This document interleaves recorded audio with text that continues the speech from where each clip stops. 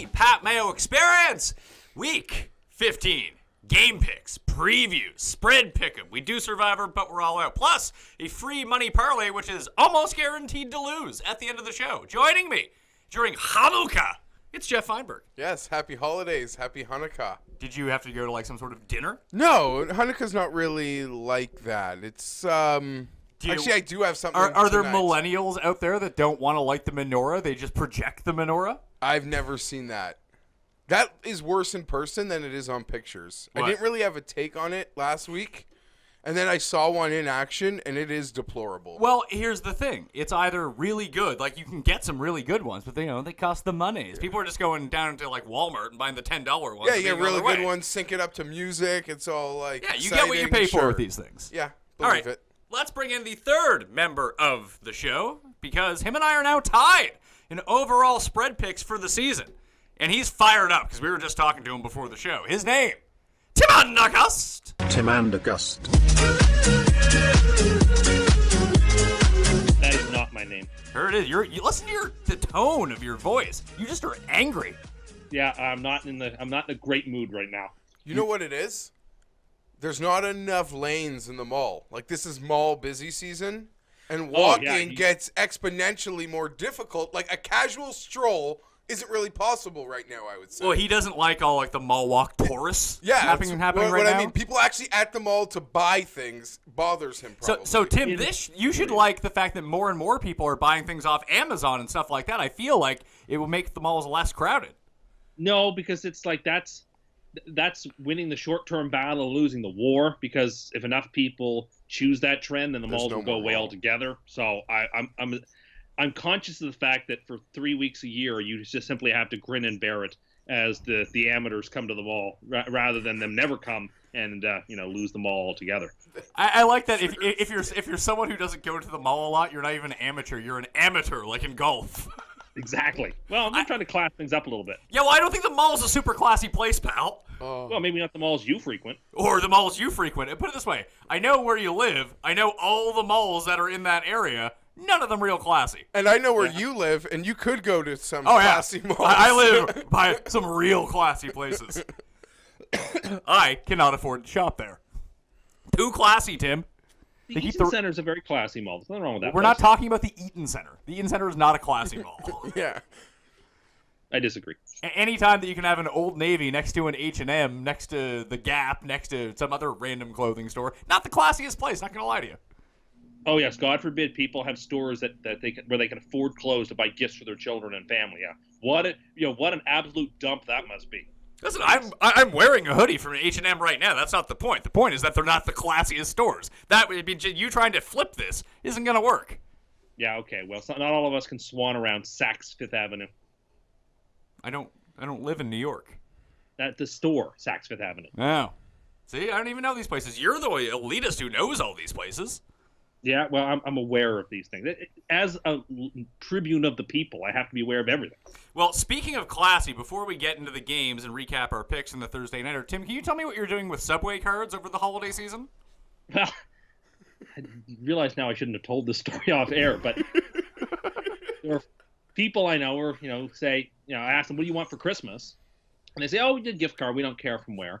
And Subway's got this promotion on here in Canada that if you spend $25 or more on a gift card, you get a free 6-inch sub. So I figured, well, if people say they don't care where they're getting the gift card from, I'll get them their gift cards from Subway, and then I can get a free 6-inch sub out of it. So if you buy 2 gift cards, well, you can get a 12-inch sub out of it. So that's what I've been doing, and I think it's quite economical.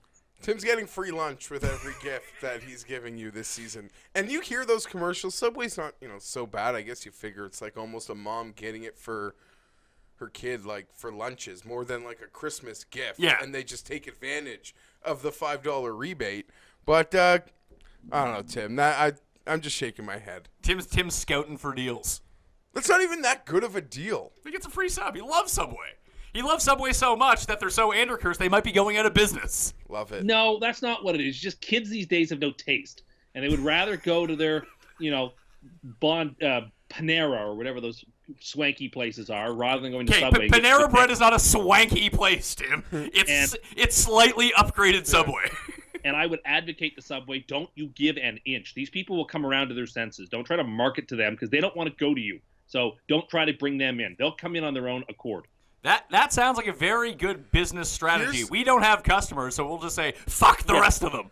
I'll be alienate the ones that we do have. That's a good idea. Truly amazing. Like, even people that like Subway acknowledge its average. Listen, I'm not against going to Subway. You like it as, a quick spot for lunch, whatever you get in, you're at. Tim literally thinks it's like the be-all and end-all of sandwiches, and that is so bothersome. It's so bothersome. That's what really and then aggravates if you tell people, him, like, you like a difference, it's like, oh, you live in some elitist city or something, where they have sandwich shops independently owned. I stand by my position. Subway is amazing. I mean, just in the Hanukkah spirit, the best Jewish bagel you can get, probably at Subway. According to Tim. Forget Schwartz's. Forget Kaplansky's. Subway. None of those are bagel places, but it's okay. I won't hold that on. I won't hold that on you. You can't get a bagel there? I always get the smoke meat sandwich. I don't believe so, no. You think that I'm a Bagel World, Bagel House kind of guy. All right, let's get into... Shut up. Let's get into the games. Recap from last week. Tim salvaged his week with a nice late run. I think he got the last 4 games right. Yeah, to go 6-10, I pulled it out. Yeah, and I got those. I was way ahead of him, way in the lead in the final 4 games on the slate. Tim and I had opposite picks. He ran the table to get to 6-10 for the week. I was 9-7. Jeff, you were 8-8. The coin, disastrous week, 5-11. So Tim and I are now tied at the top with 102 and 99 records going into the final 3 weeks of the season. Jeff, you were at 91 and 110. The coin has fallen below 500 for the first time, I think, all season. 98 and 103. There's like 8 pushes in there somewhere. I stopped mentioning those. It's amazing. You have a C written there for coin, and I just for the moment thought it was Cust. That's why I don't have Cust written down. I have Cust written down here, but for the one letter, C and C would get very difficult because we're not talking about a dance factory. This is what happens when we play golf, too. Like when you go to the back 9 and you flip the card over and you just put people's initials in. All the time, there's a C next to my name instead of like a T or an A, and it's very annoying. Well, we play golf with another guy named Tim. What do you want us to do? Even when I'm not playing with him, people would C down there. The best part when you go bowling and you can put it up there. Oh, yeah. SUPERLOCKS for the year. I got a bit too high and mighty with my SUPERLOCK, being like, I only need one more SUPERLOCK to have a winning season. I have yet to win since I made that claim. I feel like I'm somehow under-cursed with this. I'm now 8-6 for the year. We all lost our SUPERLOCKS for the second straight week. Jeff, you're 5-9. Cust, you are 6-7 after taking the mighty New York Jets. I took the Giants. Let's not talk about that. Let's just move along. All right, we'll talk about the old 15.5-point underdogs here. My grievance is worse because the game I was actually the most confident in was the 49ers. And didn't take them? But the way we kind of had the sheet written last week, they kind of like got lost in the shuffle. Excuses. Yeah, it is. It is gutless. First game, Denver at Indianapolis. Indianapolis is a 2.5-point dog. Horrible. I've really found out. I went back and looked at my picks this year. Whenever I get the Thursday game right, I have like a winning week. And whenever I get the Thursday game wrong, I have a losing week. So I really need to think about this Thursday game a little bit more. And sometimes I feel like we overthink it. Always. Just a little bit. So what I'm going to do and what I'm going to say is Denver still has – we saw them last week. They were able to get to Josh McCown, beat him up. Then they were able to get to Tom Petty, broke his heart. Their pass rush is still really good. The Jets have like the 3rd worst offensive line in the league per DVOA. The Colts have the worst. They've given up the most sacks. They don't score points at all. So all you really need to do is give C.J. Anderson the ball 22 times, Booker the ball 10 times, and hope Simeon doesn't throw 3 picks and you win this game. So I'll take Denver on the road -2.5. Yeah, I'll parlay everything you said because you said it in a nutshell, and I'll add in the fact teams that lose in overtime have a horrible ATS record the following week. This was pretty much also a full overtime, although it's shorter these days. Yeah, I don't know. Short week off a long overtime, tough loss. Both teams are at the bottom of the standings. Give me the Broncos on the road. Sounds horrible. Tim, the coin is taking Indianapolis. What say you? I'm with Denver. It's gross that you're ever laying points on the road with this Broncos team. But I agree with everything that's been said. Don't watch this game. Go to Star Wars tonight. Do something productive. Don't watch this game. I feel like it might be difficult to get Star Wars tickets right now. Maybe like not. If you don't have them yet, I don't think you're getting them. And I saw Al Smith was like at the premiere. He met Mark Hamill. I've never seen a Star Wars. Ever. That doesn't surprise me. Why? Well, I don't know what's worse, that or Well, like, Draftkings. I've Have you seen ever The seen Godfather. Like, what else are you going to throw at me or something? Yeah, but I would have expected you to have seen The Godfather. You don't seem like a big, like, franchise No, and I'll say outer this. space type guy. My problem is now I'm really tempted to, like, watch the originals, but I feel like the originals, as someone that's never seen them, I feel like it won't hold up. And every, like, thing that's, like, important, No. I'll know it as, like, oh, they spoofed on that somewhere else. So almost like James Caan, is this the dad in Las Vegas? Like, my version of watching Star Wars. Potentially. But it's weird. It's sort of like... Like, the graphics, not the graphics, the visuals won't... The special effects in the original Star Wars are actually quite good because they're practical. That's the one thing that's really aged movies very poorly. Once we got into the age of, like, digital effects, they were so rudimentary at the beginning. People were like, oh, my God, digital effects. These are the greatest. Now you see them, like, 20 years later, and it's like, oh, my God. Like, my laptop makes better computer graphics. Do you think it would hold up Yeah, for me? Absolutely. And, okay, if I start, do I go in the order No, of... start with 4. Don't even bother with the like episodes 1, 2, and 3. Don't worry. Yeah, but that's where Order 66 is, which is really cool. Tim, don't even bother weighing in on this. You just, it's not going to be a thing. Anyway, 4, 5, and 6, like the original ones. Again, to the practical effects thing, a movie that did this really well, and it's going to age really, really well, was the new Mad Max movie, because they did a lot of actual, like, real stunt work and real effects instead of just relying on computer graphics, because computer graphics go really out of date. Now, listen, Star Wars doesn't look the best from 1977 because they use, like, little models and stuff like that, but it looks good enough. Does it help or hurt that I love Spaceballs? I feel like that would help. It does help. No, you definitely should see the original 3, and then, this week. Well, you can go later on in the week when everyone in cosplay will no longer be at the theater. I will not be going anytime soon to see something in the theaters. I'm only more concerned about seeing Phantom Thread when it comes out. So that's not the only movie I really care about seeing. Tim's probably fired up for The Post. Tom Hanks and Meryl Streep. Sign me up. I want to see Darkest Hour, too, quite Lots badly. of dialogue. All right, so we're all on Denver. The coin is on Indy. Saturday games. Chicago at Detroit. Now, Geoff, you spelled this out to me before we started with Detroit and Green Bay somehow being reverse cursed into ruining my New Year's, but you said that might not happen. Yeah, because I'm thinking about you, and I have to play Rodgers this week in fantasy, so I was double crushed when they won. You knocked me out in fantasy. Yes, but I'm talking about real money. Stupid Brady. Here's the thing. You're paranoid about this Week 17 Sunday night game flex. You have to be in Detroit. You have obligations to be at that game. You don't want to be there. Those teams would have to control their own destiny to be in that game. So my point being is if... Pardon? I hate that phrase. Because, of course, it's a nonsense phrase. If it's destiny, it's destined. But anyway. God. Okay. Thanks, Tim. Point being is if, hypothetically, if Green Bay needs Carolina to lose at 1 o'clock to then have a chance to make the playoffs, that game won't be in the Sunday Nighter because they don't want to... It would have to be played at the same time. Basically. No, not even the same time. The game that's in the Sunday Nighter has to have 100% playoff implication. What if none of them do? Then they'll... Jacksonville, Tennessee almost certainly will. It might have implications. Jacksonville could now potentially lose that game and still win the division.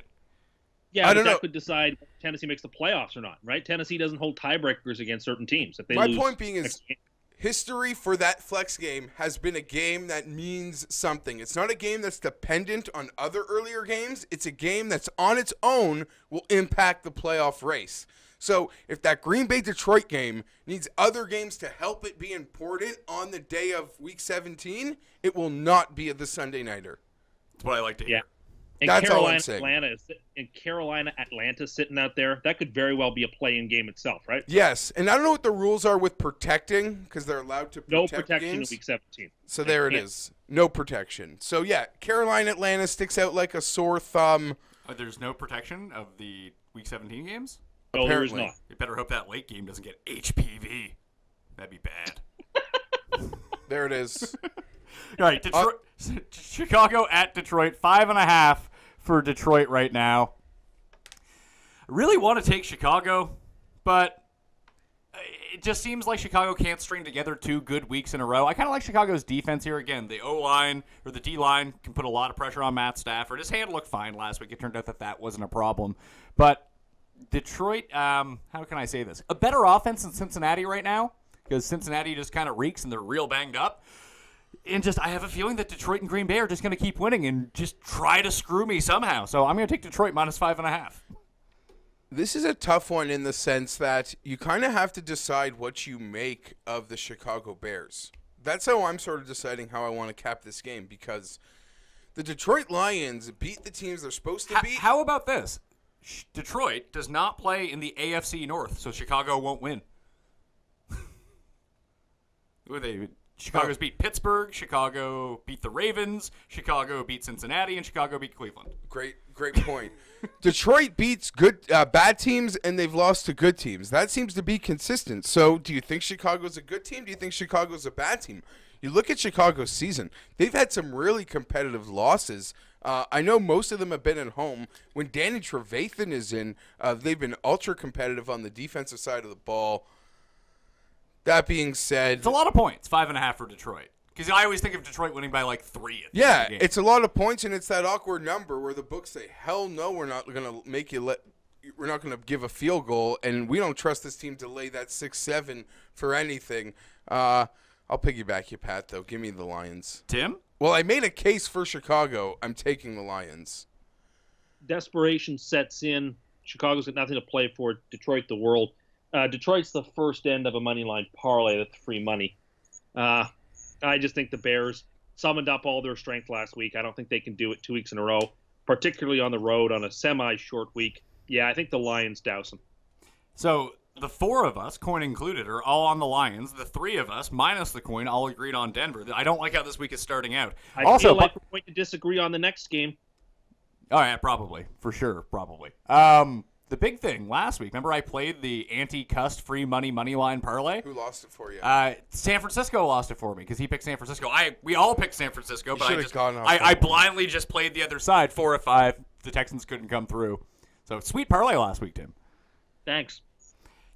Chargers at the Kansas City Chiefs. Saturday night football. Are you pumped it's on Saturday night? It gets its own little mini primetime slot? Yes and no, because it's one less sleep I got to go through. But I also worry that Sunday just gets ruined.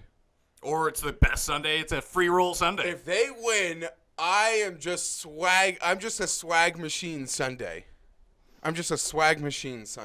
Enjoying fantasy, just living it up. Can I tell you? Living it up. And I got a friend who's already married, but he got married in Portugal just alone with his wife this summer. He's from here, or from where we are, from Toronto. Wow.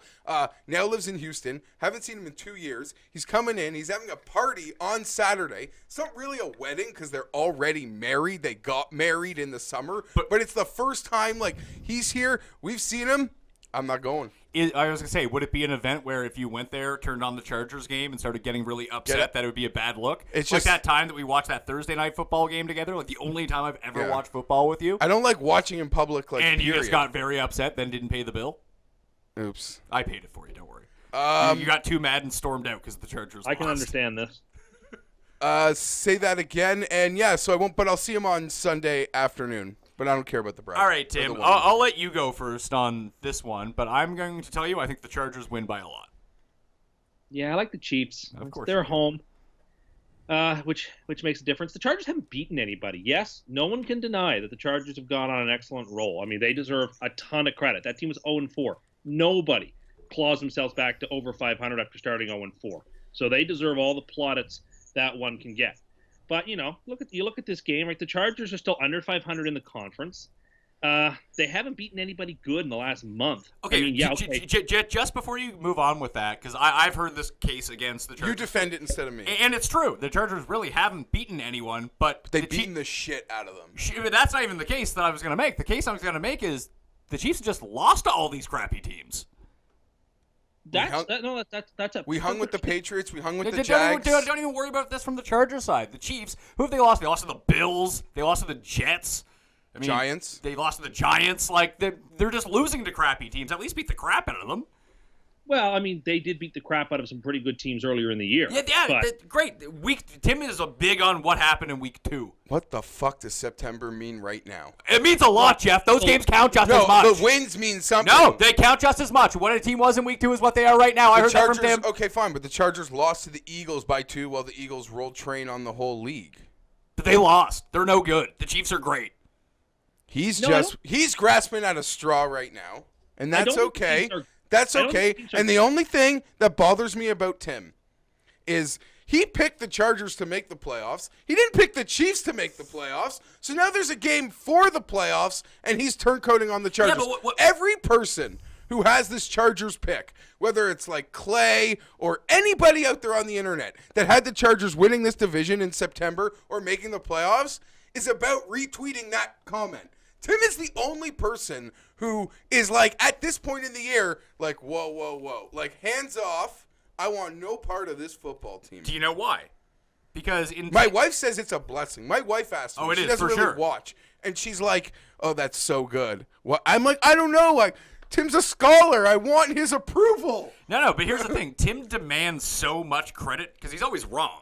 So he tries to really cling to things that are right. That's why we always get the... But if the Chargers make the playoffs... No. But here's the thing. That's why he always claimed it's over when it's like one side is so low, like a 99 win percentage, then Tim will jump on board and then claim victory for being right about it. So what happened was he picked the Chiefs to be awful and go 1-9, Andy Reid to be fired by the bye week. That was his quote. He picked the Chargers to either wild card. Yeah. Raiders. Well, the Raiders were definitely going to win the division. So as soon as the Chargers started off like 0-3, 0-4, and the Chiefs were 3-0, 4-0, and he was like, "Oh, well, the Chiefs are going to win the Super Bowl now." And now he doesn't want to go back on that. Is the whole thing. So now he has to believe in the Chiefs. He changes it. You've made every team in the league a Super Bowl pick at some point. You're basically accusing me of being Ferris Bueller, running to the front of the parade and pretending like I'm leading it. That's pretty much what you do, I'm just accusing you of being John Kerry, pal. You're a flip-flopper. God. Okay, so let me just try to... People go to 0-4 and think that's where this thing begins. Begins way before that, Pat. It begins at opening day last year, where we're up 20-3 or something in Arrowhead. Keenan Allen tears his ACL moments before halftime. We have this huge lead. I don't remember the exact score, but I think it was 17 or more. We were a touchdown underdog. We came out like gangbusters. We go into the locker room after that ACL tear like we're at a funeral. And Ellen DeGeneres, I'm not talking about leading me for 17 weeks. I'm talking about leading me for 2 hours out of that afternoon, and we couldn't do it. And ever since then, everything's been bullshit.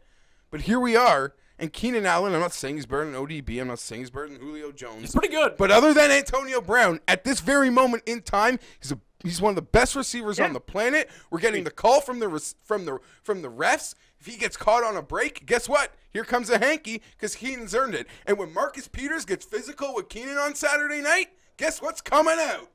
A flag. And then he'll throw it into the crowd. And the one thing that scares me about the Kansas City Chiefs is Alex Smith's balls. Because they're big, and he's a San Diego guy, so he can drop a hammer here. But when it's 3rd and 7, and I think I'm going to take his head off, he's just going to weasel his way out, and he goes airborne Elway styles for those chains. And I'll give him all the credit in the world. Well, that's the only way. That's the only way the Chargers lose this game. Eric Fisher, Mitchell Schwartz, happy Hanukkah, buddy. You're going to be my turnstile. There's 2 other points I wanted to make about this that speak against the Chargers. First, the Chiefs have one of the best special teams units in the league. The Chargers have a humiliatingly bad special teams unit. And the Chiefs, therefore, that's the sort of thing that, and I think it's going to be a very close game. That's the sort of thing that can change a game and change field position. That's something to keep your eye open for. Also, because I think it's going to be a close game, who do you trust more down the stretch, Andy Reid or Anthony Lynn? I don't trust Anthony Lynn. I think if you were to pump Geoff full of sodium pentothal, he believes more in Andy Reid than he does in Anthony Lynn. Why are you trying to drug Geoff? I'll be drugged up enough. I'm just saying, the coaching matchup is there's a disparity in the You're absolutely right. But my coach plays number 17, and you watch these things. You watch my Twitter feed. What Phillip Rivers does at the line of scrimmage to get the Chargers in the right play. If the Kansas City Chiefs do not have the middle linebacker making the call, I will win every single pre-snap battle. I do not care about Andy Reid. Anthony Lynn is a hero, Tim. Okay. No, I just mean it. You said it. No one goes from 0-4 to where we are. But Anthony Lynn deserves zero freaking credit from Tim Anderson. Is he Andy Reid? Does he have 15 years of head coaching? No. But this team is Anthony Lynn. Do you think it's because he settled on a facial hair? No, that's because we're on a heater. And I'll say this, Tim, I can't wait, buddy. I cannot wait. Tim sits at home all day playing that freaking playoff machine, and he never gives us a win. He never gives us the wins that matter. But Saturday night, Tim, midnight, you're going to have to play that machine. You're not going to have any freaking choice. And I'm going to take my sweaty sock off, and you're going to put that slipper on me. I'm Cinderella, and on my 11.5 ham hocks, you're putting that slipper on me Saturday at midnight when you play that freaking machine. I hope it doesn't turn into a pumpkin. Big. Thanksgiving 2.0. Is Russell I'm kind of cheering for you. Yeah. That's the thing. I kind of want to see you win, but I don't think you're going 2.0. to. I'm kind of with you. Like, the Chiefs have one of the worst defenses in the league. Like, it's really bad. Thanksgiving 2.0, Yeah. if you want to know how this game's going to go. God willing, the kicker survives. Okay, Sunday. Arizona at Washington. Here's a game. It's being played on Sunday at 1 p.m., 2 p.m. Tim's time. That's about all I have to say about it. 4.5 is... I think, this game and the Denver game are the only games of the week that don't involve at least one team in a heater, like for a playoff spot. Well, Josh Norman might not play. He's dealing with a knee injury. I'm taking Washington. Arizona sucks on the road. Tim. Yeah, well, Washington has the skin tangibles, which are very That's true. important to me. One of the reasons the Chargers' victory was so impressive last week, they overcame that skin tangible disadvantage. Yeah, I mean, listen, it's a bad game. Neither team wants to be there. It's early, a Western time zone team coming east to play an early game in what will probably be inhospitable weather conditions. Yeah, give me the Redskins. I think I might end up making this my super lock when we get down to it. Biorhythms, man, for the Cardinals. Does not ever turn. You get them out of Arizona and get them in a just 2 time zones difference. They're awful. Like, they get blown out every single time. You made the case. Washington. I got nothing else. Washington really unimpressive, but Arizona ain't getting to the quarterback. And Blaine Gabbert, by the way, is the quarterback for Arizona. They're talking about extending you. Gabbert. Yo, Gabba Gabbert. I'll tell you right now, Eli Manning, Arizona. Oh, I can see that. There, Arians works with the veteran just like Palmer. Everyone's saying Jacksonville, but I don't think Jacksonville wants him. And I think Eli wants to stay in the NFC. It's just a feeling. I think Carson Palmer will be back. Oh, God. So you can bet him again? He can lose you more money? Denver would be. Would love Denver because I'd love to play him twice. Like, I would cherish it. Did you see I tweeted out how Tim and I's bets are going for the year? We have 5. Yeah, you're pretty much. Well, I'm sweeping the board right now. Yeah, some of them are really close though. Some of them are. And they go through week 17, right? That's a dumb question. Yeah, they go through week 17. And the thing is, I will take. But you're up 1. I've already the Carson Palmer one's in the bank, so that one's good. And the Jay Ajayi one, I'm gonna win money on. It's just how much money do I win on it? Like, what do you think your ceiling is on that one? On the Jay Ajayi? Yeah. Well, right now so the bet was 1,500 rushing yards. Yeah. Tim bet the over because originally he said Jay Ajayi was gonna rush for 2,000 yards. So I let him compromise at 1,500. So I told him it would be $1 for every 10 yards over or under. So if he got to 2,000, I'd owe him $50 kind of thing. I think $50 is probably Jay Ajayi probably finishes around 1,000. He has 3 games left. And it's also annoying that he got the double bye this year, so I'm not even getting 16 games out of him. That's why he didn't get to 1,500 yards, Tim. No, it's not. It's not. But it's annoying that I didn't get the full 16. But oh well, it is what it is. Dez versus Evans is going to come down to the wire. Dez is like a 13-point lead right now. Did you get odds on that one? No, I didn't. I gave him straight up because I had Dez ranked above Evans in my rankings. Yeah. So that's how all these came up when we were doing the ranking show. And the other one was the Austin Hooper one, which I have 10-1 odds on that one. You're the Mike Evans whisperer. Yeah, I have a grasp of Mike Evans. Yeah. All right, next game, Baltimore at Cleveland. Hot take alert from Pat Mayo. Cleveland wins this game on the field. Everyone besides me was on Cleveland last week. And what happened? They got Anderkirk. And I can assure you, Tim is going to come out and tell us right now that Baltimore -7 isn't nearly enough. It should be -25. Right, Tim? Wow. I even have -24 written down on my scorecard of things that I like. That's the line on the game that I have. So super lock teaser, can we start there? I have it 31-7 for the Ravens. So, yes, the Ravens are the second end of a money line parlay. Even though I know it doesn't pay much, I'm so confident that they're going to win. Yeah, I'm done with the Browns are not going to win this game. I'm sorry. I think they need to pray to the heavens that the Steelers win this week. Then the Steelers may have nothing to play for in Week 17, which would be sort of a cheap way to get your first win. But they also play the Bears next week, and they could win that game.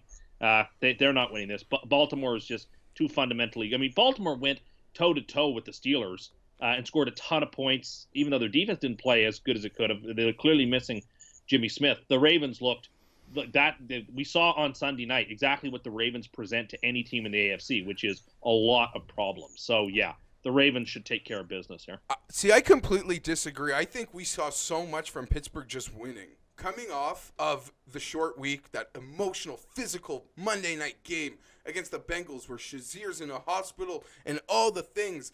For them just to be able to mount that comeback or even blow the lead and then fall behind almost like a 30-6 second half like scoring run for the Ravens and then come back and win.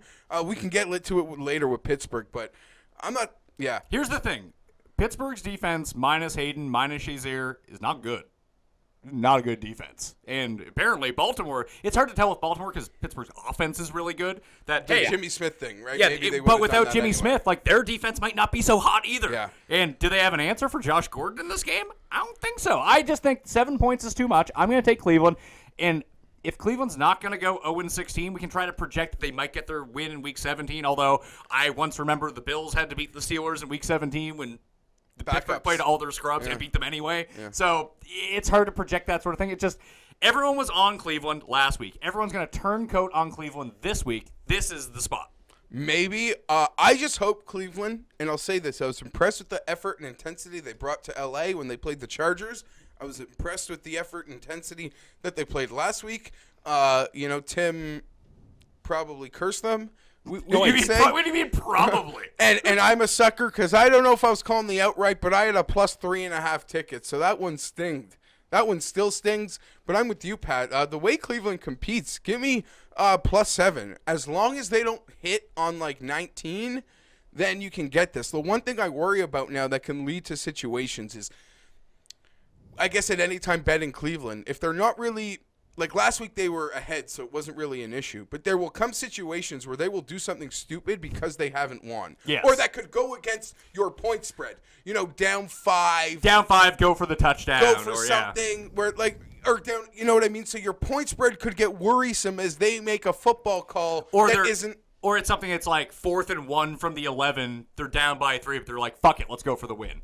Sure, but that would still take the cover. But I'm just talking about that's the sort of situation. Or something on their own side of the field, which can really hurt them. Like they did something in Detroit, ridiculous earlier this year, going for a 4th and whatever, gave all that momentum away that they got early in that game. Division game, points, Cleveland, the effort doesn't seem to change, and I'm not as down on them as a lot of people. Cincinnati at Minnesota. Minnesota is a 10.5-point favorite. Kind of inclined to eat the 10.5 here. Cincinnati's banged up. Joe Mixon may or may not play, but that's not really worrying me too much. They're beat up on the defensive end of the ball. Their offensive line is just not only is it hurt, it's also garbage. And Minnesota presents one of the best, front sevens in football. They're going to get to Dalton, and we've seen you get to Dalton, he ain't doing nothing. Give me Minnesota minus 10.5. It's a tough game for me because there are so many unknowns. Minnesota also has a lot of injury questions on their offensive line. Yeah, they have 4 guys got put out of position last week. I don't think that really matters, though. Just give the ball to Thielen. He's good. Here's the thing. If they have their offensive line injuries and Cincinnati's a little healthier on defense, specifically Vontaze is playing, I'll take the 10.5. If it's the other way around, that Vontaze is out and the Minnesota has the healthy O-line, I'm with you. This becomes a boat, but I don't know. It's just give me the 10.5, I guess, for when we're on the record. Tim? It's too many points. I just think, the Bengals certainly laid a terrible egg on Sunday. In part, it's my fault. I should have been able to diagnose just how physically beat up they would have been after that Steelers Weren't we game. Banging the tables here on that, none? Yeah. Yeah, it's my fault for not seeing through that, and that's just my mistake. I won't make it twice. But this is a game I actually think the Bengals can hang in. I mean, the Vikings will win, but 10.5 is too many points right now to lay. So, I'll take the Bengals. I just look at Minnesota. They went to Atlanta, beat the Falcons. They went into Carolina last week. That was a good game that we sniffed out, by the way, Carolina winning that one. But they competed in that game. They almost came back and won it. Like, those are 2 tough road matchups. They won one. They competed in the other one against 2 playoff teams. Now they're going home to play Cincinnati. Like, Come on. They're going to win this game by a lot. But everything you just said makes me think, 2 tough road games. Yeah, but they lost last week. If they had won last week, this could be a different story, but they lost. And now Aaron Rodgers is sniffing down their throat. If Minnesota loses out, Green Bay wins out, then I don't see Minnesota losing, but I could see easy since he's staying in the number. But this is a game I'm not running to bet or anything like that. I might throw Minnesota into my Super 7. Well, it's different, but I don't know. In 10.5 inside the number, since I don't know, could their value be any lower? No, but I mean, yeah, it could be. Yeah, fair. Green Bay at Carolina. Carolina back-to-back home games. This week they are favored by 3 instead of being 3-point underdogs at home. Guess who's back? Jordy Nelson for fantasy lineups. You guys go first because I got something. All right, so Aaron Rodgers returns to the field, Tim. They say he's around 80%. 80% Aaron Rodgers, probably a lot better than Brett Hundley at 120%. A lot better than it's a lot better than 100% Cam Newton. So it's a pretty easy one. It's the Packers. It's Packers. I think by quite a bit. I think the Packers by double digits. Getting points with Aaron Rodgers versus a horrible Cam Newton. How is this not like a super lock? You're getting points. It's in consideration. You're getting the better quarterback the significantly better quarterback getting points. Now I'm using Tim's words. Now, Tim, did you like that? Did you like Cam's style choice of inventing the brimless hat? Aladdin. Yeah, all right. I mean, Rodgers is a significantly better quarterback against anyone who isn't Tom Brady. So, like that kind of goes without saying. I think the Packers are a good team. The Packers have hung on enough to get Rodgers back, and they're going to play hard for him. You know they are. The Panthers have a little bit more play in the joints now that they're up 2 games on a playoff spot, and they still get Atlanta again. I just think the Packers are they up 2 games if this is the team that can then come from behind and would own the tiebreaker? Yeah, but they would still have to lose again for this to happen. Like the Panthers have a 2-game lead. The Packers, like the whole season has been leading up to this game, right? We've been talking for 2 months about Rodgers can get back for the Panthers game. Rodgers can get back for the Panthers game, and I just think that they will have enough sort of this can either have a centripetal or a centrifugal effect. I think it'll be centripetal. I think it'll be good for the Packers, and I think they'll take this game down. I want to talk about something I've been talking about all season. How horrible Ted Thompson is, how average Mike McCarthy is, how they made a career off number 12. Well, I agree with that. You watched last Sunday's Packers-Browns game? Those were 2 equal football teams, Pat. There was nothing that separates those 2 teams. That's Ted Thompson in a nutshell. He has a roster equivalent to the Cleveland Browns, in my opinion, in terms of talent. But he has number 12. Probably the greatest quarterback I've ever seen. It's a tough one. I'm going to take Carolina at home. Just maybe there's a bit of rust. Cam, with that shibby shake you put on Sendejo. Oh, yeah. It's all business. Give him the yeho step. It's all business. That was MVP type Cam. I think he makes this game more personal because of the focal point on the quarterback battle. I think this can get under the 3. From a betting number, I think this is going to drop under 3. That's the whole thing. Do you think people are lining up to go bet Green Bay this week? I think they will. Because all it takes is 2 nice practice reports, and we've heard nice reports from last week. You parlay another one from this later today, tomorrow. It's easy. I mean, in my opinion, the books won't move no matter how much money they get on the. I think the books think the Panthers are going to win. I think the books are taking a position on the Panthers. This line hasn't moved since it's been hung. Now, yeah, but it's also still Thursday morning. No, I love that part of it too. And people didn't know that Rodgers was going to start till yesterday. If it's a 70, the Panthers, I think, is a totally sharp play. And 99% of the time, I'd be on the Panthers. I think that's got to be the sharp side. But I'm getting square here in that I trust Rodgers enough to give him the benefit of the doubt.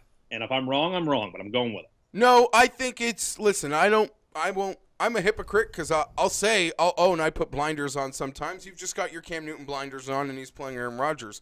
To your point on the sharps, if this is like a 75% Packers plus 3 bet, just jam. And the line doesn't move, and the books are like bait, like take it, like please bet all the Packers you guys want. You're right to Tim's point. I could very well see that being the case. Because people love a good window Aaron Rodgers call. Here's the difference between this game. And the Aaron Rodgers factor, if he's, like I said, 80%, 90%, whatever, he can go out and single-handedly win this game. That's not what I'm saying here. But look on the other side of the ball. Like, let's not pretend like Cam's some scrub. You know what Cam's really good against? Really shitty defenses. The worst. And the Packers have a really shitty defense. So, like, the Panthers are going to score 28, 30 points in this game. They just put up 28 on Minnesota's defense. They can do that against the Packers, no problem. Can Aaron Rodgers, with this team around him, keep up? And the Panthers' defense, kind of good. So I'll take Carolina. So me and Geoff. I will say, though, in their defense in DVOA, the Panthers have a worse offense than the Packers, and the Packers are 16th overall in defense. But we've seen. Do you really think the Packers are 16th overall in defense? I didn't have a strong feeling about them one way or the other, actually. So. Put it this way, when it comes to DVOA, and someone had pointed this out to me when we were arguing about it on Monday, that, because I was saying that the Chargers were a potential, they were 5 or 6 in my power rankings, but by adjusted DVOA, they were 10th, or 11th. I don't really care about DVOA. The only thing I care about DVOA for is pass rush and offensive lines as it pertains to fantasy and really finding an edge. I think that's where it's most significant. Like, the Eagles won last week and dropped in DVOA. I think that's because they took into consideration the QB loss. I have to imagine. How could that possibly factor in? I don't know. That's the thing. Like, no one knows how this shit works. Like, I don't necessarily. I watch Green Bay's defense, and they're fucking terrible. So I'm just gonna go with the fact that they're not good. I watch when Kuechly's on the field for the Panthers. They seem to be a lot better. They don't put any pressure on opposing quarterbacks. The Packers. No. Kaiser's got accuracy issues, but they got no secondary. They got no pass rush. They got pressure on him once, and Kaiser threw up the worst pass I've ever seen to cost them the game in overtime. Why is he throwing that exactly? Just take the sack. Did you learn that at Notre Dame, Tim? I don't even want to. It's just so annoying. I don't even remember that game. It's so painful. Houston at Jacksonville. We can make this a quick one. We got to start flying through these games here. Jacksonville minus 11.5. You might say that's too many, but not Pat Mayo. I'm going to eat the 11.5 with Saxonville. This is where Saxonville was born, Tim, against the Texans. 10 sacks week 1, and that was against Macho King Tommy Savage and Deshaun Watson in the second half. Now they get T.J. Yates. Give me the Jags. I'm with you because there's a defense or special. There's a greasy touchdown in here for the Jags. Oh, yeah. So this one's going over. Tim? That number. I know who you're taking. Yeah, I'm going to take the Texans. Not that I think they're going to win, because I certainly don't. But I think it's like a 20-10, 23-13 sort of divisional game. I mean, I don't know. I understand, back in week 1. But, of course, as I was just berated 20 minutes ago, week 1 has no bearing on anything. So I guess I can't even consider week 1. Saxonville! Yeah, it wouldn't surprise me if the Jags could definitely cover. I don't have a strong feeling on this. But I think that the Texans will cover and lose. And it sets up interesting positions because, of course, as we'll get into in that Steelers-Patriots game, if that game goes a certain way, the Jaguars are in the driver's seat for a bye. And maybe the first seed overall, actually. So I didn't even consider that. Oh, you didn't see Tim? Yeah, and people were telling Tim he's wrong. And I'm right. Tim's a man of facts. And clarified, no, you're wrong. Look at your math, sir. Or ma'am. Tim wouldn't say that. So, Jacksonville, have you and I agreed on every game, Jeff? One game that we don't agree on is the Minnesota-Cincinnati. But I just noticed that we're chalk across the board here. Don't bring me down with you. I've been better lately. That's true. Miami at Buffalo. What? I believe in you, Jeff. Oh, great. Miami at Buffalo. This game is off the board on most betting sites, but in the Vegas Super Contest, it's minus 3.5 for the Bills. Tyrod practice again on Wednesday. Expect Tyrod back here. Hey, the Dolphins just beat up on the Patriots. Give me Buffalo. Buffalo in the cold against Miami. This is just off their Super Bowl. No, please. No line necessary. I don't care. Whatever the books want to put out. I'm not saying real money, but maybe I would. But for the purposes of this, Buffalo. I've watched this league too long to know what happens when you beat the Patriots on Monday Night Football, and then you're going into the Ralph. All right, Buffalo for me, Buffalo for Jeff, Buffalo for the coin. Tim, I'm guessing you're making this around to Buffalo. Ever since I graced Hard Rock Stadium, the Dolphins have been the hottest team in football. They played 2 amazing games back-to-back. Make it 3, and Miami has all the tie breaks coming in. If the Dolphins win out, they'll likely make the playoffs. They hold tie breaks against the Titans, the Chargers. They will hold them against the Bills. They will hold it against the Chiefs. They don't hold it against the Ravens. The only time they'll hold it against the Bills. The Bills twice. Yeah, but they'll hold it against the Bills and the Chiefs if they beat the Bills and the Chiefs. I said the Dolphins at 9-7 win every tiebreak except with the Ravens. Okay, yeah. So if the Dolphins win out, they're good. they play Bills, Chiefs, Bills. Not inconceivable by any means. Particularly the way they just beat the Patriots. They can beat anybody. Of course, they can lose to anybody. The Dolphins have, even though the Bills are currently in a playoff spot, they can't win tie breaks if the Ravens went out. The Dolphins can win tie breaks against everybody but Baltimore. It's a weird spot. Plus, the Bills have a harder schedule coming in, I think, with the Patriots at Foxborough on the schedule. Give me the Fish. I think the Fish win the game. Miami is making a quiet move. Every year, one weird team sneaks into the playoffs that we don't see. The Dolphins have every opportunity to be that team. And we're writing them off, me included, 4 weeks ago. But they seem to be clicking a little bit. And if they are, if that pass rush, which looked amazing on Monday, which looked really good 2 weeks ago at Foxborough, if the Dolphins can get to the quarterback, they can ruin games. And they can definitely get to the quarterback in this game, I think. So don't discount Miami. They're a dark horse on the outside as we hit the backstretch. Pretty much discount anyone but the Chargers. Yeah. Also, Dolphin, not a Fish. Also, it's good to know Tim is giving Miami the win versus Kansas City next week. Good to know they're good enough to beat Kansas City. Appreciate it. Just saying. The same team that beat the Chargers is the Dolphins. Of course, the Chargers would. I know. I'm just saying. The Chargers lost to the Dolphins as well.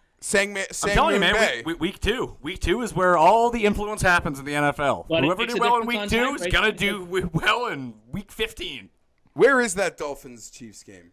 I believe since the Chiefs will play 2 in a row in Arrowhead, that game's got to be at Hard Rock. Oh, cool. Maybe with the Dolphin win, the Chargers can clinch the division before Week 17. That'd be nice. Get a nice bye week. Bye before the bye, as Tim likes to say. Is this a bye?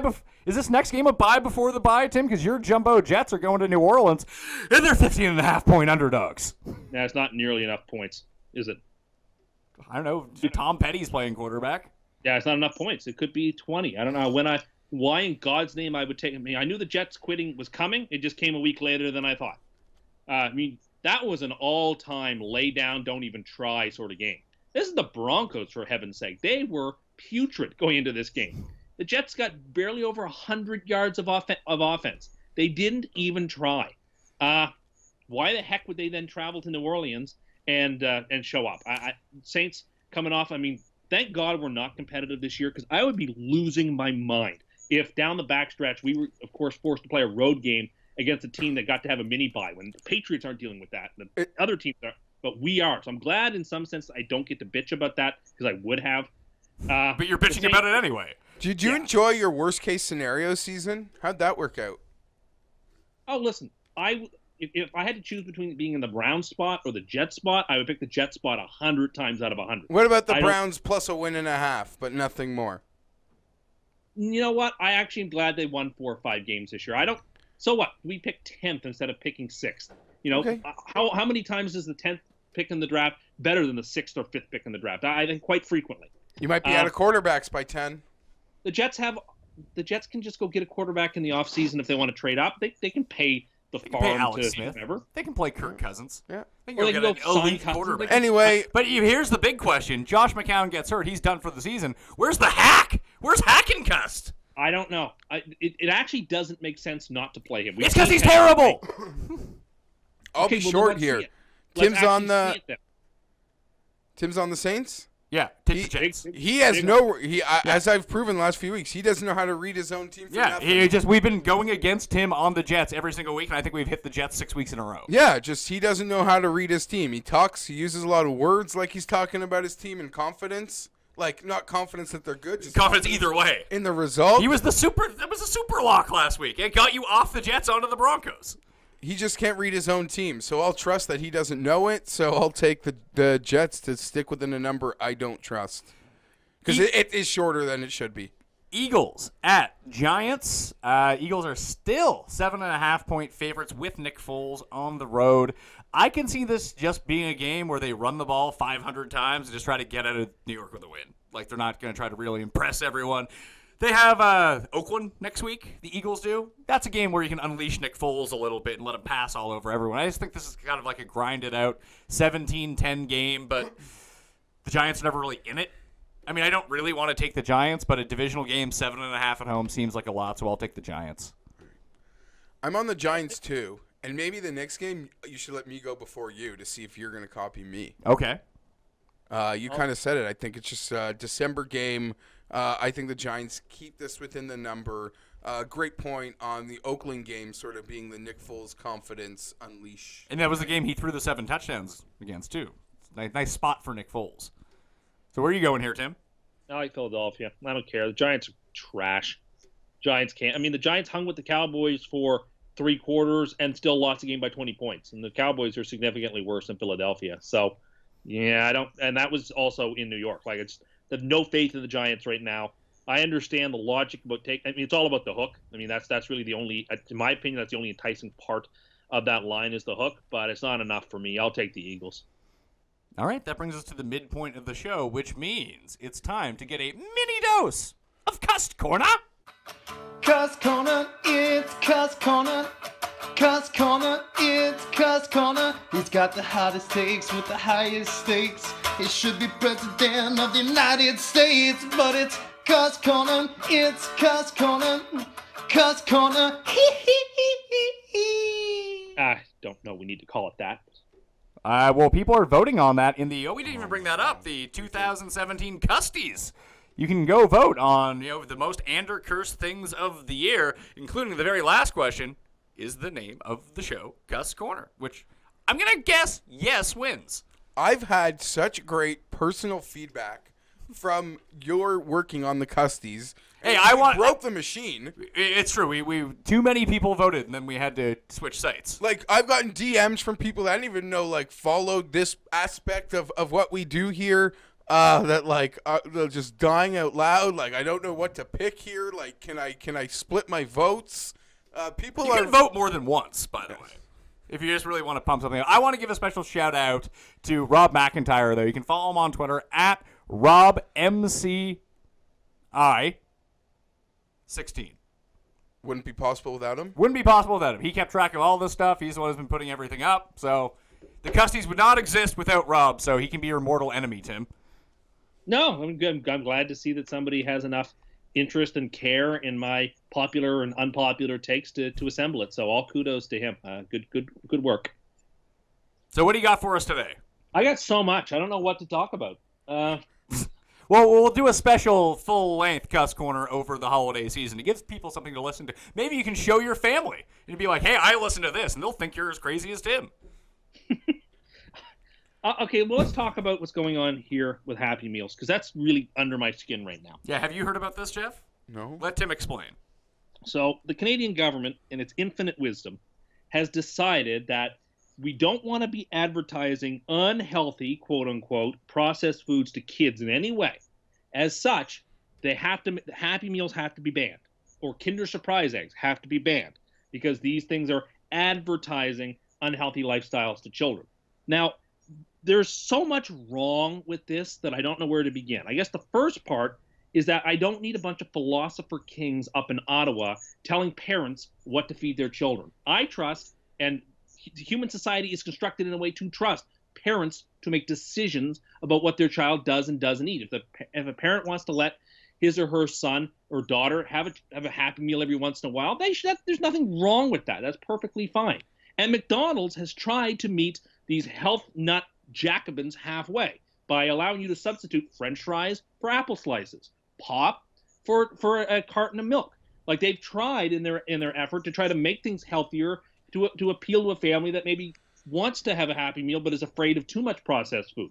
But that's not good enough for these extremists. They would rather take away all the capacity for a kid to have a hamburger and fries once a month or something, because they've decided that they know best what society should be allowing their kids.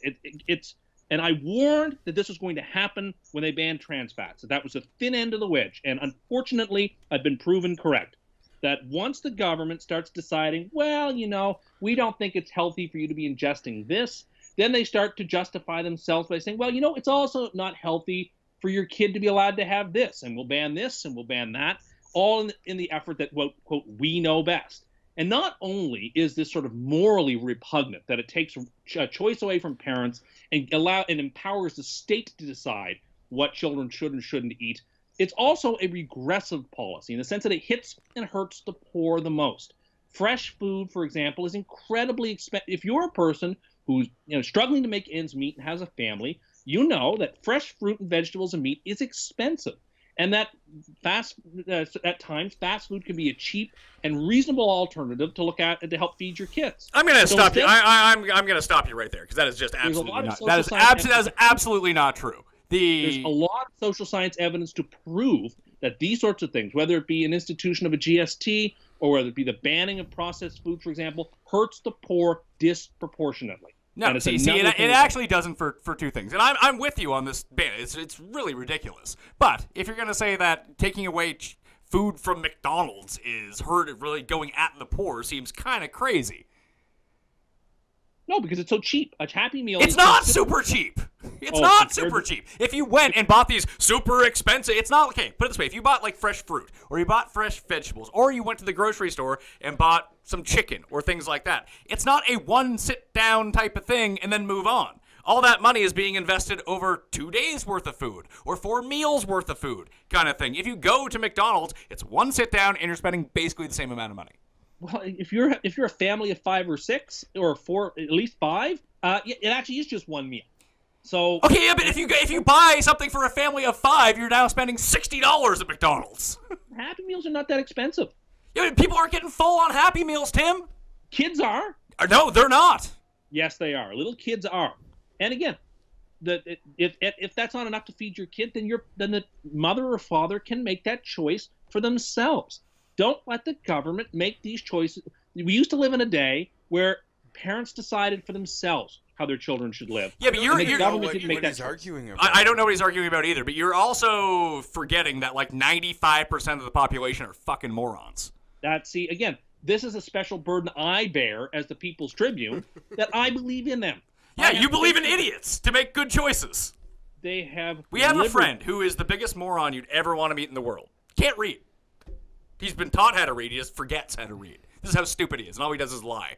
But Tim has the ultimate faith that he's always telling the truth, and that he'll pay his debts on that bet. Don't worry about that. Oh no, he must be right about this. He's saying it, like when he told you that bananas were going extinct, and you were like, "Oh, they must be going extinct." He said it, but he lies. That's all he does. But you have faith in him. Maybe you're the fool in all of this. Well, I mean, the important part is I believe in people's freedom to choose. And I don't like it when the do-gooders who have nothing better to do with my time and my money in the Capitol than find ways to make things worse. What did they do? Apparently, they're being happy. Anyway, the whole point on this, and as was pointed out, you get a small freaking. As was pointed out to me by our friend Patterson, this isn't really a wage against the war on the poor or anything like that, as Tim's trying to make it out to be. What it is, and if you take away Happy Meals, if you do it from a health-conscious perspective, you're now forcing, when people bring their kids to McDonald's still, because they're going to buy them whatever, they're going to buy them McDonald's, now you get them a supersized meal instead of a Happy Meal, and that's just worse for you health-wise. Yeah, and I would assume the McDonald's menu, like, they'll make, like, a baby burger. Or do you know, like, I don't know, a junior size fries, like, without selling them together. I mean, all it really is, all a Happy Meal is a toy. It's a small fry and a normal hamburger. It's not like a smaller version of the hamburger, so I can order my kid a hamburger or a... Anyway, I guess the only thing, they have like the 4 nuggets, which I don't think is on the menu. Sure, but I agree, it's ridiculous. Like, the government should really have better things to do with their time than this. But Tim's whole up in arms about it, like, get over yourself. I'm disappointed, because I bet you he left, although you're having your Christmas special, for that 5 minutes, I don't think we got good content. No, you're right. That's why we have to work these things out. Maybe he has better stuff for the whole Christmas show. Tim's just petty. This was good content. Tim's just triggered about everything. You are Mr. Triggered. Tim triggered Cust. I was angry about this. I mean, listen, the other couple of things I was going to talk about would take up too much time, so we couldn't fit it into this show. Tim just wants his kid to be morbidly obese. No, I believe that people have a right. Parents have rights to choose, and I believe in liberty.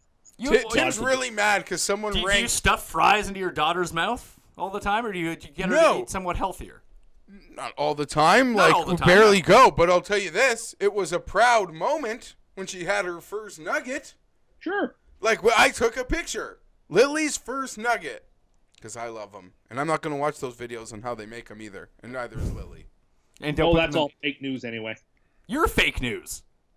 I'm not fake news. You're the I'm fakest not, of all not, fake news. I'm not the type who's susceptible to fake news. But oh yes, of course, yeah. You definitely wouldn't just believe everything you read on the internet and pose that as fact. That is definitely not what you would do. Also, Tim's boy, the Roy toy, more lost. So I was so he was happy. real bummed I out. was so happy he lost. It couldn't have been. As someone who's a conservative, that person was tainting the sort of conservatism I believe in, and I couldn't be happier to see him lose. It's a shame it was that close. See, Tim has reversed his position on this now. When he was winning, Tim was all about him. Oh yeah, That's not true. But they got a Jewish attorney. That's an absolute smear. I've been against him from the jump. Tim like the other guy, Dr. Strange. Big Luther? Well, yeah, Big Luther would have been a perfectly fine senator. I would have been okay with him. He probably would have won too. What? Not probably. He would have won by 30 points. Jeff Sessions had got 97% of the vote the last time that was a Senate vote in Alabama. He sucks. Yeah, no one likes him anymore. But you really discounted Mr. Jackpots on the other side. That guy just has the red room working for him. That's how he wins. Dougie Jones. The arm is helping him. Yes.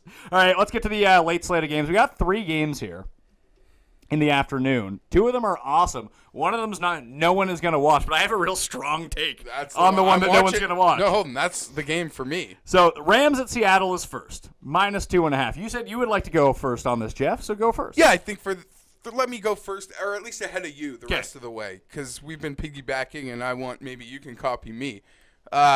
Historically, I mean, even the bad Rams, right? The Russell Wilson stats versus the Rams are not kind. Here's the thing, and I screwed up because I got so caught up in the Ram point per game, and they met their number last week, except the other team scored more. So, yeah, a bit of egg on my face for that. You guys did point that out, that is possible, even if the Rams meet their quota. Non-hostile environments, the Rams, love it. They might even score a touchdown on the first drive. No, I'm on Seattle. Oh, you're on this Seattle. This is a hostile environment. They can't communicate. They can't do what they want to do. The first drive might be success because it's scripted, just like that game in Minnesota. Great success out of the gate, and then they start to struggle. The Rams, when they can't communicate on offense, to me, Jared Goff's a different player. I just think Seattle needs to win this game to keep pace. The Rams can lose, and this it's too bad these 2 teams don't play in Week 17, because if Seattle wins, are they then tied for the division lead? They take the lead because, of course, they'd own the tiebreak. I think, and that would mean I don't think the Rams can win it would be difficult for the Rams to win the division at that point. All right, so who are you taking here? Jeff is taking Seattle. The coin is taking Seattle. I'm playing off my biases and that I just trust the Seahawks at home, and then they're not laying a full 3 at home. I think this line smells. It's the second time in a row where I think the sharp side is the Rams, but I like the public. I think I got to take Seattle not laying a full 3. It's a hostile, as Jeff said, incredibly hostile environment. Those Seattle fans will be up in arms. Seattle tried to hang last week, and I mean, I think the whole world thought they were coming back against Jacksonville and didn't get it done. I trust Russell Wilson more than I trust Goff. I don't think this is going to be a high-scoring game. I think we're going to get our hopes set up, and it's going to disappoint us. I think it goes under the number of 47.5. I think it's like a 23-16 sort of game for Seattle, and I like the Hawks. I like Seattle, too. The Rams secondary is beat to shit right now. And if they can't cover, if Russell Wilson buys himself time. He does. The pass rush is going to get him a few times, but Russell Wilson's going to buy time. Tyler Lockett's going to get down the field, and he's just going to be wide open. Yeah. Just like last week. Yeah. So can the Rams do – I think the over is in play for this game. I think it's more of a shootout, but I think you're right. The Rams on the road just in a hostile environment are just – they might not put up 30, and if they don't put up 30, I don't think they're going to win. So, Seattle for me. Round of Seattle for everyone. That's our second sweep. Next game, New England at Pittsburgh. New England is a 3-point favorite on the road in Pittsburgh. Found that kind of crazy, but, at the same time, I don't, because it's the Patriots coming off a loss. I kind of like New England here. Tim, where are you going here? You love New England, don't you? Love New England. He's really trying to curse New England now. That's his only purpose for the rest of the year. It's such a must-win. If the Patriots lose, they pretty much can't get a bye. So they have to win this game. Everything is dependent upon that. Tim also works under the impression that if the Patriots aren't the 1 seed, there's no chance they could make the Super Bowl. Didn't say that at all. But it's definitely deleterious to have to play that extra week in the playoffs and then have to wait week 2 on the road and probably week 3 on the road. So it means a great deal. If the Miami Pittsburgh pass rush did it, Jacksonville gets at home. I don't know. I like all of a sudden now Jacksonville's getting a bye, according to Tim. No, Well, it's by the very next, the Jags feasible. haven't. Yeah, but if they lose every game, they're not good. Sorry. Yeah. But now they're getting a bye. Yes. You know, they play the Niners and Titans coming in. I will guarantee they win both of those games. Oh, see, So- now he's trying to reverse curse the. Listen, you're cursing. Doesn't work when we know you're trying to do it. You need to believe these things. We know you don't believe in the Jags, Tim. That is their I don't fuel believe in the Jags, that is but I getting think them to they'll the win. playoffs. But I think they'll win Yeah, their the last Chargers. 3, which is Yeah. annoying. But I think they're going to. I think the Patriots kill them. The Steelers have such a terrible. I mean, the Ravens put up 38 on them. The Patriots will not be. I don't know how the Steelers stops them. Like, I think there will be more touchdowns than punts. I think New England will score more touchdowns than they punt in this game, for example. I don't know how Pittsburgh slows them down. Do you really think the Patriots, coming off a loss, are going to lose twice? I don't think so.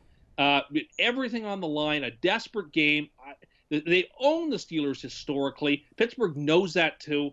I don't care that the game's in Pittsburgh. I think the Patriots absolutely roll them. I think it's a game by halftime. You're thinking, well, I hope one of those other 2 games are good because this is not worth watching anymore. Love the Patriots. Of course, they're the third part of a free money parlay, and just love them. I'm going to have to tear myself away not to make them the super lock this week because I just don't envision a scenario in which they do not win this football game. Are they on the parlay laying points or money line? Money is a money line parlay. Sorry. You want me to go? I mean, I was considering taking the Patriots until I heard that. So go ahead. I already have locked in heavy piece on the New England Patriots. I also have a locked in heavy piece on the LA Clippers. Here's the thing, and Tim used a lot of words. I'll just break it down simple, and I don't want to get it wrong, even though I memorized it so I won't get it wrong. Brady 5-0 versus Pittsburgh at Foxborough 5-2. Brady off a loss. Okay. 37-16 against the spread. Wait a second, Pat. Brady off a loss when asked to cover a number less than a touchdown. 32-6. It's not bad. Give me the Patriots. I will take the Patriots too. I'll go clean sweep with you guys there. We're gonna have either Gosh. a really good week or we're gonna be a disaster. Oh, me and you, yeah. Yeah. But Tim's like we have 3 sweep games. That never happens. All right, final game. This is the one I have the strongest take about, weirdly enough. This is a potential super lock for me. Me too. Titans at 49ers. 49ers are 2-point favorites at home. The 49ers are 2-point favorites against a team right now that's in the playoffs. Not very good. Mariota has a fake knee problem, so that's always nice. Best team in the Not enough AFC. points. Titans are going to beat the 49ers. The 49ers should win this game pretty comfortably. No. Listen, the Titans suck. But let's not pretend like the 49ers are really good here. The Titans find ways to beat the shittiest of teams. This is a shitty team. They're going to beat the 49ers. Well, And I hate the Titans. I don't. Mariota can't walk. Anything under the touchdown, take the 49ers. His knee injury, fake news. No, that is he's fake hurt. news. He's He's very hurt. and He's hurt. He's not He's hurt. hurt. He's He's not not hurt. them bad teams. Like Don't that forget would- that they would beat statistically the the worst defense in the league, the 49ers. They're bad. They can run the ball 100 times in this game and win it 16-14. The Titans will. No, Reuben Foster's no. Nah. Everyone, you want to talk about a game. You want to talk about a game people are walking up to the counter and betting on. No. Everyone loves the fucking 49ers. They're not good. People are going to watch this game? No, people aren't going to watch this game. They'll bet this game. They'll bet this game. Yeah, this game They're won't- a part of my free money parlay. Oh, There that you much, go. eh? Love them. Don't envision the Titans winning this game. Second straight game out west. Lost to a terrible Cardinals team. We'll lose to a less terrible 49ers team. Jimmy G is looking every bit as good as I hoped he would be. The guy's a star. The Patriots got fleeced. He is going to roll the Titans. So Give me the what- 49ers. So just putting this out there, Tim. Now that Tennessee is not his Super Bowl pick, now they can't win again. Are they even going to make the playoffs? The Dolphins get their spot, right? That's how you got it? I've played with it a bunch of times, and I've You had play it. I've had Ravens, Dolphins in the. It just seems like the Ravens and Dolphins are in the most, and that the Ravens and Chiefs are in the second most in the wild card. Because there are times where I'll give the Chargers the win, and if I do that, then And the then he Chargers, still has to work the Chiefs into that wild. Well, here's the thing, though, because but they play the Dolphins. I have 2 bets that could pay pretty well here. from the beginning of the season. One, during our AFC preview show, I bet the Jags to win the division at 7-1 because Tim said they might win one game. So then all of a sudden I was just like, Jags, let's do this. And it's been great so far. Very reverse curse, the Jacksonville Jaguars. The other one was Tim was so confident that it'd be Titans versus Raiders in the AFC Championship game. And he also loved the Dolphins because he predicted 2 of their receivers to go for over 1,000 yards, Jay Ajayi to rush for 2,000 yards, and Ryan Tannehill to challenge 5,000 yards. Now, that hasn't really turned out well. So I parlayed a Raiders, Titans, and Dolphins to miss the playoffs parlay. And it pays like 11-1. Okay. But I now need, the problem is if Tennessee drops out, the Dolphins might take their spot and ruin it. So I need like the Bills so and this Ravens. Bills game is big. Yeah. Big. Big for me. Or the Chiefs to somehow lose this week and get themselves in. Because they would then they play the Dolphins. Well, they would have a better chance at the wild card. Like, whoever the loser is of the... Like, the Chargers lose, the Chargers might kind of be done. Chargers do not... But if the Chiefs lose, they do have a chance to get the wild card. The Chiefs can win tie breaks, and the Chargers can't win. Exactly. Yeah. So that's still on the board for me, too. So I'll take the Titans. You know, I just don't think the 49ers are that good. They've looked all right. I mean, Jimmy G's thrown, 2 touchdowns? He's a fucking Hall of Famer. They're going to be the big team next year when we do over-unders that the world is going to love the 49ers. No, honestly, right now, the day they got this guy, I think I even said it. They are next year's. I don't want to say it. They're next year's Rams. They're next year's Rams. Yeah, but this year's Rams weren't supposed to be this year's Rams. That's what I mean. So you're saying in the fall we're all going to be on them? Yeah, they're next year's Titans or they're next year's Raiders. Okay. Yeah, you're right. It's or they could be next year's Dolphins because if the Dolphins win like 5 or 6 to end the season, be like, oh man, Miami is so good. And every time everyone says that, they're terrible. Oh, they got that coach. They got the quarterback. I like the 49ers. I think they are set up well for the future. I think Tennessee will scum this game out. All of Tennessee's wins this year are like 2 points over some shitty team like San Francisco. Except the one they crushed Jacksonville. Why did they get ripped off for Garoppolo?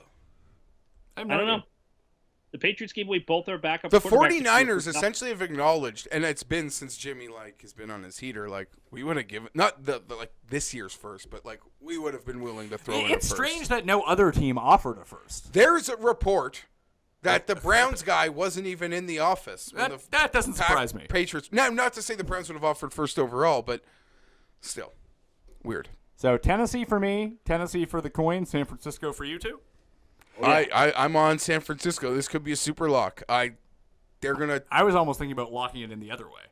Titans this is the Jimmy G homecoming, baby. I understand that. This is everyone's going to the gate to bet Jimmy Garoppolo, and he's going to lose by 2 points because Tennessee scums them. Tennessee's defense, I will say. What is this spread a week ago? Tennessee minus 2.5. 2 weeks ago, before Jimmy wins his first game. Before Jimmy wins his first game, Titans by 5. Yeah.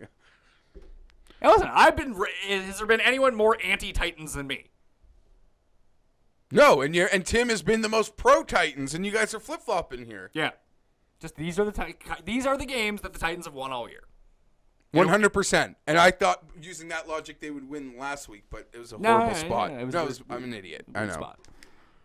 Dallas at Oakland, Sunday night game. Great game. Great that they kept it in Sunday night. I'm excited for it, so I don't really need to pay attention to the Sunday night all that much. Oakland +3 at home against Dallas. Zeke not back yet. Bye-bye, Cowboys. Raiders win. Oh, God. No. Dallas has actually been a very good team. Ever since that Thanksgiving beatdown by the Chargers, Dallas has been a pretty darn good football team. All right, the Redskins actually dominated them and turned it over 3 times to allow Dallas to... So the Chargers. No, hold on a second. I like where this is going. The Chargers you can't put any faith in the Chargers. They're no good because who have they beaten? So Dallas wins a game. I mean that basically Washington gave them. Then they steamroll the Giants, which was a game for 3 quarters. And Dallas is really good. Dallas is way to DVOA, which takes the last part of the season into consideration. Again, Tim, no one gives a shit about DVOA. They don't. I do. Only when it makes your case. When it goes against you, you're like, well, that's specious. I was surprised that Dallas is a top 10 team in that. I mean, the Cowboys have played some darn good football. The Raiders are terrible. Yeah, I agree. What do the Raiders do well? The Cowboys are not terrible. The Cowboys win this game. They have some modicum of hope for the playoffs. At 8-6, they can... that they can make something happen in theory if they go 10-6. The Raiders have nothing to play for. The Raiders are done. So, and I don't care that it's in Oakland. I think Dallas is good enough to get it done. Give me the boys. I'll say this. Last primetime game? It's a very dangerous gambling strategy. There's a lot of people around football fans betting weeks 15, 16, 17 based on, like, who's done and who isn't. And that doesn't happen. It doesn't. You're lucky to go 50-50. At least, like, that's all I'm saying. I agree, like, it's a good mental, like, it helps you mentally to bet the game.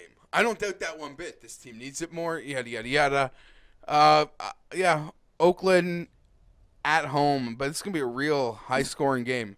I don't think it is. I think it was like 2017 Oakland. Okay, quickly. Would you start Alf or James White? Alf or Collins? Collins. Alf. I worry about Collins, though. Just because there's three guys there. But I have another question. Rod Smith, after last week, like, how much more does he bleed into Alf this week? It seems he's been bleeding in. I mean, he got a 90-yard touchdown.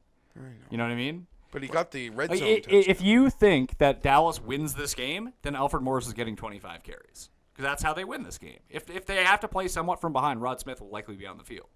So it's an interesting situation. If you think that, like Tim, that Baltimore steamrolls Cleveland, then Alex Collins is probably your play. But it all depends on how you feel about this game. Are you taking Oakland or Dallas, by the way? Oakland. Shoot. We've been together too much. I'm just doing something opposite of you. You're just going to take Dallas? Yeah. I hate this game so much. All right. Monday Night Football features the Atlanta Falcons. They're 6-point favorites on the road at Tampa Bay.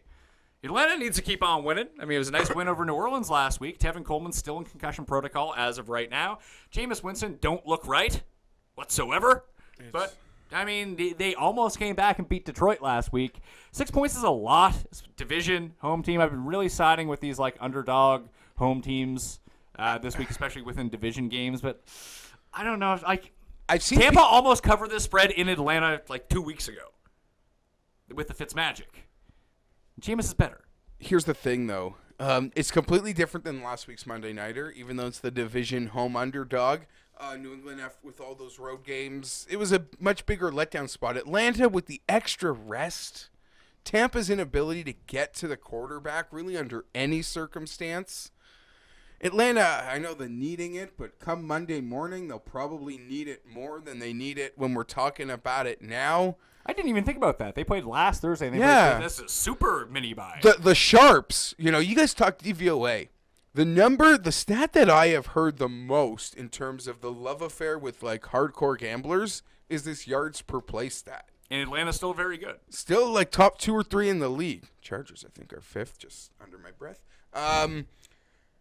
Atlanta. Fantasy playoff party, I think, if you got Julio or even Sanu or Freeman. Maybe it's a Matt Ryan week. Tim, where are you going with this? I like the Buccaneers.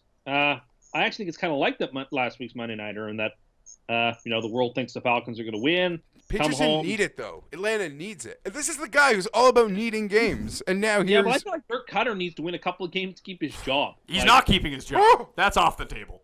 Gone.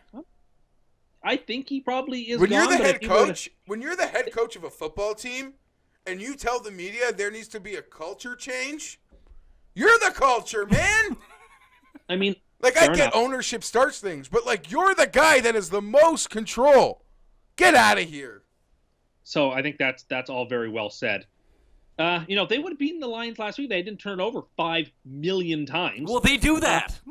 They have no home field advantage. Like, there could be people from Atlanta at this game. No, they don't care either. That's true, too. Sorry. To their games at home.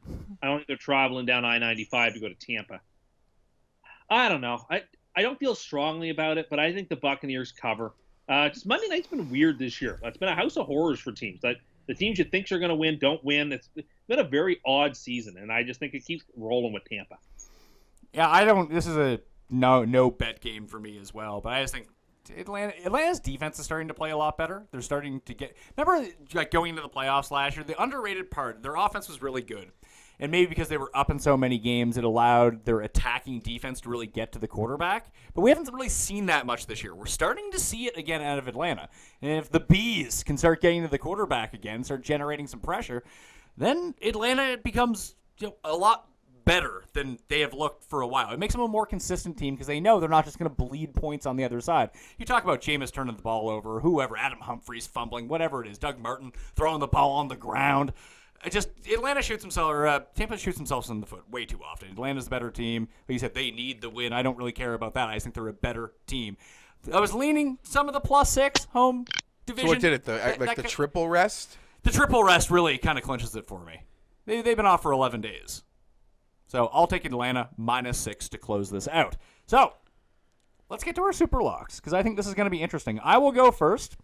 Do you know who I am locking in, Jeff? The Redskins. Yes. Washington, -4.5 at home over the terrible biorhythm Arizona Cardinals.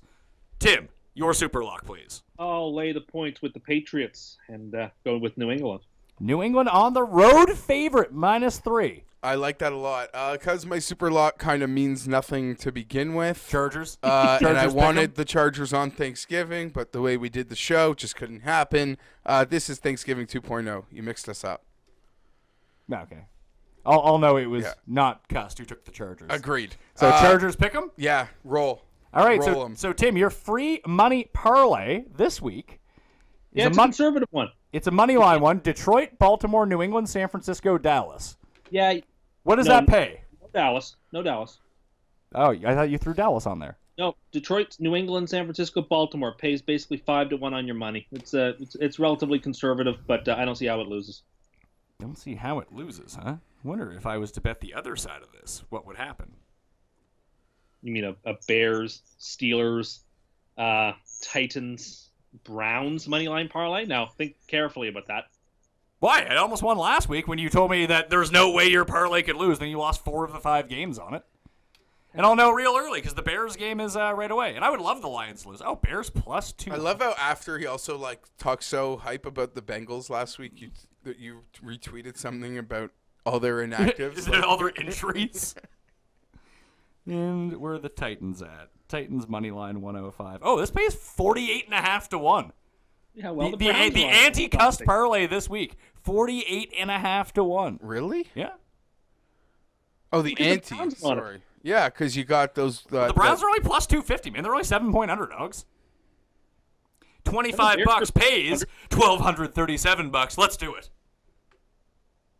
So the anti-Cust parlay. And sorry. So you say 5 to 1 is what this pays? That's horrible. The minute you put up the preview clip last week, I'm pretty sure Bitcoin spiked up. It did. It went up. I said from the moment while we were talking, moment, I said by the time the show is over, Bitcoin will likely now be at 17,000, and it was by the time we finished. I wish someone could have timestamped your tweet to the actual market influx in Bitcoin last week. You gotta be on Litecoin now. It's all about Litecoin. Moose was up here last weekend. We were talking Fantasy National stuff, and he bought in at Litecoin at $100, and now it's $330 or something like that. That's the one to buy? That's the next one down. Apparently, it's the more practical. Bitcoin, you can't really use day to day, transactionally. Really? Apparently, Litecoin you can. That's something that you can actually. I eliminated my buddy in my home league, and he's like, "I'll transfer you Litecoin." I gotta relook into this. Yeah, you gotta look into it again. Tim's all about crypto kitties, though. That's where Tim's at. I don't know what that is. Tim wants to collect Mario coins or those coins that have chocolate in them.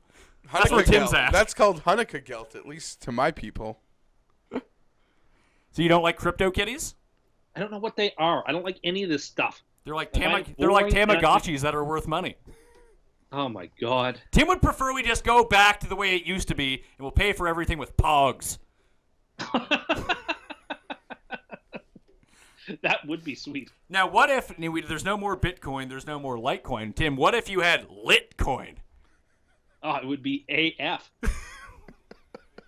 So would you invest in that? Oh, yeah, well, I'd have to quickly before all the millennials got a hold of it. Millennials making Bitcoin great again, although North Korea might adopt it as its...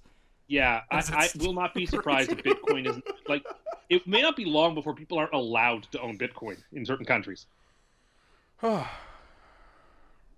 Litcoin. That's the future. Let's start that. I'm going to buy some crypto kitties. Meow! That are bonsai kitties. I told Leone not to Google bonsai kitty because it might freak him out. That and Goddess Bunny do not need to be looked into. You didn't need to bring up Goddess Bunny. I was trying to think of shows to do over the holiday season, and maybe like even after football is over, like, hey, what do we fill up Friday with, or do a weekend show? I think just basically to rip off what the Ringers doing with their movie Hall of Fame. I was just gonna do Internet Hall of Fame. So we'll induct things into the Internet Hall of Fame. Goddess Bunny would not make that list though. You know what would though, Tim? I like turtles. I like turtles. There should be an Internet Hall of Fame. Yeah, well, we'll start it. You know who else gets in on the? I'm just maybe people can brainstorm that. Just send me some things that you think should be in the Internet Hall of Fame. But then you're there's no real defined rules to this. No, but then you're gonna get caught watching like Chocolate Rain again. Chocolate, yeah, wouldn't that be great? Great nostalgia for chocolate and Bub Rub. Bub Rub is definitely in the Hall of Fame. Tim, do you know what the whistles go? Woo woo! The best part, and maybe I'll save this for the Bub Rub Internet Hall of Fame show that we do, but at the end, when he just steamrolls through the stop sign. Yeah, and cuts that guy off.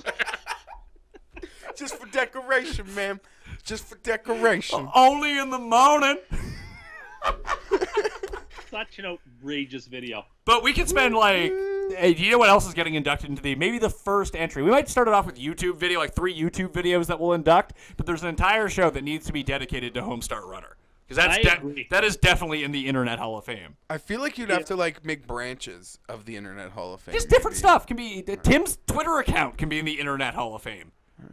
I mean, Sonor Card Gauge himself belongs in the No, Hall no. of See, Fame. now you've taken it too far. This is what you do. You take things too far. And you ruin it. It's still real to me, damn it. Or who's the guy, the fire guy?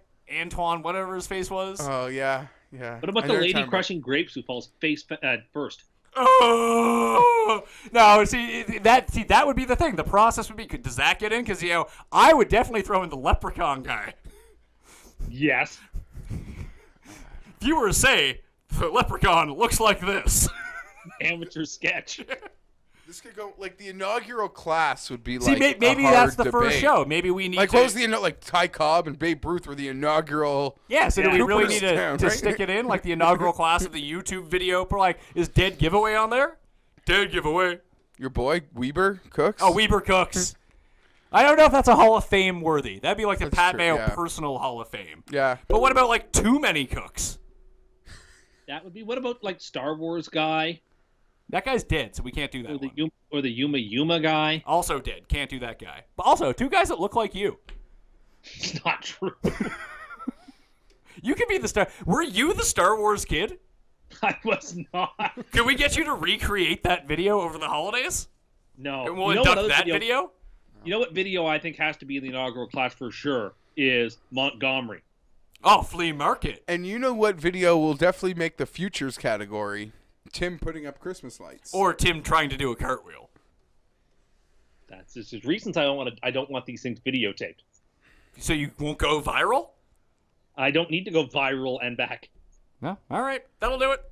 On the Pat Mayo Experience, check out the cheat sheet up on my Facebook page, facebook.com/thepme, or you can find a link in it with all my rankings columns, Draftkings columns up on dkplaybook.com. The entire links template is at the top. Geoff, happy Hanukkah. Thank you for being here. Anytime. Can't wait to piss in Tim's hat at midnight on Saturday. Oh, it's going to be great. And, of course, as always, on Twitter, you can follow Tim Undergust. Tim Undergust. That is not my name. Heard it was. And that's where you can follow you, right? You can follow me at TimAnderson87. I bring the funny. I am the People's Tribune. I believe in you. Even if you don't believe in me, I still believe in you, folks. You can follow Geoff on Twitter at GFienberg17. And we're going to be recording some golf shows for over the Christmas season. For when we're away, we're going to have some new shows come out. Maybe looking at some majors. I'm excited for our 10 players that we're excited about each. That's going to be fun. That's hard. It's not hard because it doesn't matter if they're good or bad. Just be players you're excited to watch. It'll just be 20 minutes of talking about Eldritch. I can imagine it now. No, I don't even think he's number one. I don't even think we need to even include him. Like, no, he's on the list. I already know where I did my top 5. He's not number 1 on my list as a spoiler. He's number 2. They don't even have to be good. No, like I'm pumped about Austin. Austin Cook is going to make my list. I'm pumped about Austin Cook. Just in the same way that people were pumped about Xander Schauffele going into last season, I'm pumped about Austin Cook this season. So, like, off the top of my head, like, Cantley's 100% on your my list. Yeah. But that's obvious, Yeah, but right? we're Like, gonna- lots of people are excited. Yeah, but sure. But you say lots of people are excited about sure. Patrick Cantlay. Most people don't know who that is. Fair. Tim, do you know who Patrick Cantlay is? I do, but I can understand why many casual fans don't know who he is. And then I'm we'll like do between a casual- major breakdown, and we'll go over the 4 majors. Maybe we'll talk a little bit about Ryder Cup, where that lands right now, what people need to do to get on the team. Those are 2 separate shows, but I'm really pumped about the 10 pumped up players. Yeah, I'm more pumped to talk about majors, but I'm excited We to might, talk you know about what? Maybe it all. we'll get Tim on the line for the major one. Good idea. I am like an encyclopedia when it comes to the majors. I've He watched. really it all. is. He remembers every major that's ever happened. It's true. Whereas I don't. I can't remember where anything was held like 20 minutes after it happens. I But have back to go it. back and look. I like him on it. All right, you can follow me at the PME on Twitter, and don't forget to subscribe to the Pat Mayo Experience video version on the Draftkings YouTube page, and for the audio versions on iTunes, Stitcher, Google Play, and Audio Boom. Give us a like while you're out there. Don't forget to vote in the Custies. Good luck in Week 15. I'll see you next time.